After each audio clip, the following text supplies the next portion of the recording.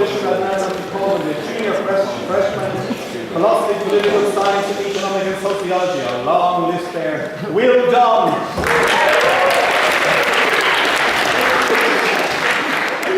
Okay, I just feel before I get on the actual, meaty substantive of my debate, I should say what this debate isn't, because we seem to have some confusion. This debate isn't communism versus capitalism. This debate isn't, us trying to prove that the people who want to occupy Wall Street are heroes who could commit no wrong. This debate is about trying to prove two different things. Our side is simply trying to prove that something is wrong. Something is grossly wrong in the world the way it works. It is not that saying, and you will say eventually more of this, it is simply trying to prove that there are some people in society, the 1%, who can essentially ignore its rules, ignore in fact the very basics of capitalism, ignore those things and damage the whole of society forward. What is incumbent upon the opposition here tonight is to say that there is nothing wrong with the system. And so, for that reason, the previous speaker, I was speaking on our side, because he agrees. Moral hazard has been removed from the market. Rules have been broken. People have undue political influence. All these things are the message, no thank you, all these things are the message of the Occupy Wall Street movement, no thank you. These things say that there is a 1% who have grossly disproportionate power and influence over society. There are people who can ignore the basic rules of capitalism, ignore the basic rules of society, and screw over the rest of us at the same time. Sir? Yeah, sure. All these problems that I explained come from governmental interference. The Occupy movement want more governmental regulations. The Occupy movement, I don't know where you're getting, the Occupy movement want to point out a very simple problem with society, that there was a 1% and a 99%.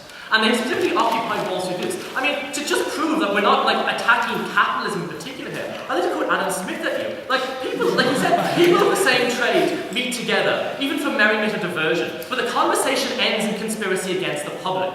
Now, what is that conspiracy against the public? That is Wall Street. That is a group of people who have conspired, with government to ultimately screw over the rest of the economy. So I have two main points here tonight. First of all, the idea of power, not just economic power, but real political power, and where the 99% and the 1% come from. And second of all, the idea of these people and their global villainy, the idea of the 1% global villainy. So what do we mean when we say 99 and a 1%? This isn't simply a matter of inequality. This is a matter where 99% and 99% of people are being screwed out of the rightful gains they should have under capitalism, where they'll be left powerless and impotent within the democratic system. We don't have to argue against democracy or capitalism here. We just have to say that those two systems are being screwed up. Because what are these people thinking? What are these people facing? These are ultimately people who, in the last 20 years, have either benefited very little or benefited nothing in real wage terms. Whose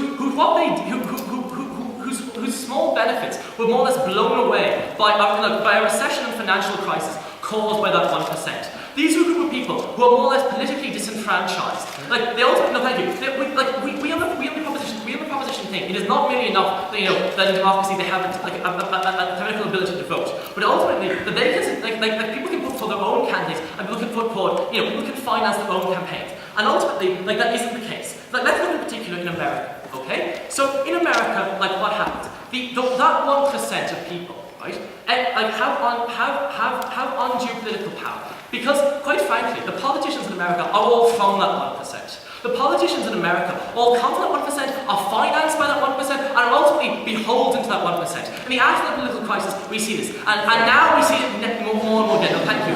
Every person on Obama's executive that deals with finance is from the financial industry. Every person that is a regulator is ultimately taken from the financial industry. No, thank you. I'll be taken from that 1%.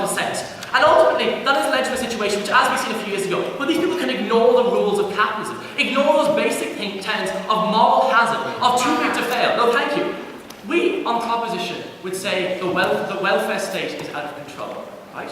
Not the welfare state for the ordinary 99%, but the welfare state for the corporate elite who are bailed out when they should face market failure. No, thank you. And it is ultimately this division that our case hinges on, that there is a certain percentage of people, the 99%, who can distort the political process in such a way as to reap benefits the 1% deny. So, no, thank you. So, at a time when when US welfare is already low and is now going to be lowered more and more, when benefits are being withdrawn, what do we see happening? We see the 1% the car companies, the banks, bailed out at public expense. No, thank you. So, under that system, right? Yeah, capitalism has been distorted, but who's it been distorted to benefit? A 1%. A 1% elite. It is incumbent on us to prove that 1% exists. All we have to do is look around and see the main legislation that is passed unanimously in the United States. It is legislation that grants monopolies. It is legislation that grants special export deals. It is legislation that subsidises corporate and political power. No, thank you. And it is because that both parties, as we did in the first book, are ultimately entangled, with the fundraisers, with the people who are in Wall Street, and therefore can't be effectively regulated. And this is what our side contends. So I'd like to move on to my second point. No, thank you. I'd like to move to my second point. That this is ultimately a global villainy. Let's just think here.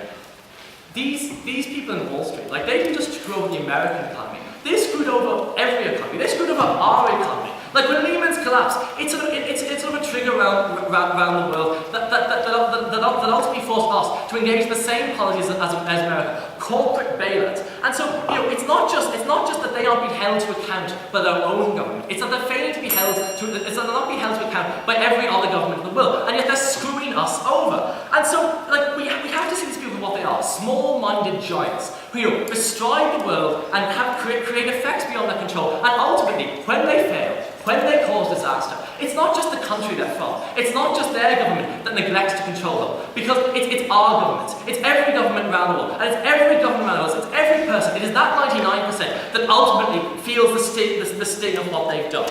And so, we have to then look. That point comes when people feel so disenfranchised.